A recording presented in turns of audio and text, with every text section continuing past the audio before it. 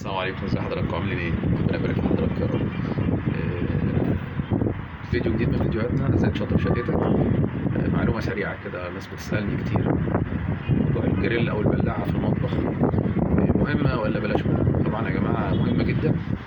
ما تسمعش كلام أي حد يقول لك ناقص ملاش لازمة.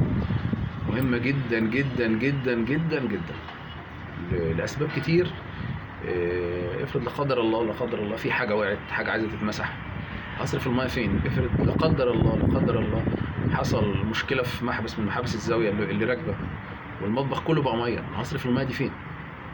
فهو مفيد جدا. نظافه المكان، سهوله اني امسح في المطبخ في اي وقت، والمطبخ خاصه عرضه لوقوع اكل، اطفال صغيره وقعت عصير اي حاجه نقدر ننظف وراهم من غير ما يكون عندي اي مشكله.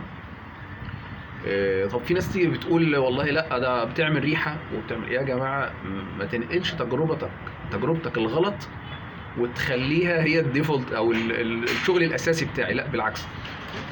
سبب ان في ريحه ان في الباب اللي بيكون جوه البلاعه جوه الجريلا ده حضرتك بتشيله، ده اللي بيعمل موضوع عدم ارتداد الريحه تاني لورا. هو ده اخطر حاجه. وكمان عشان ما يحصلش سدد بنركب ماسوره 2 بوصه في المطبخ. ويا رب المعلومات تكون فادت حضراتكم، وبعدنا مع فيديو جديد ازاي تشطب شقتك. السلام عليكم.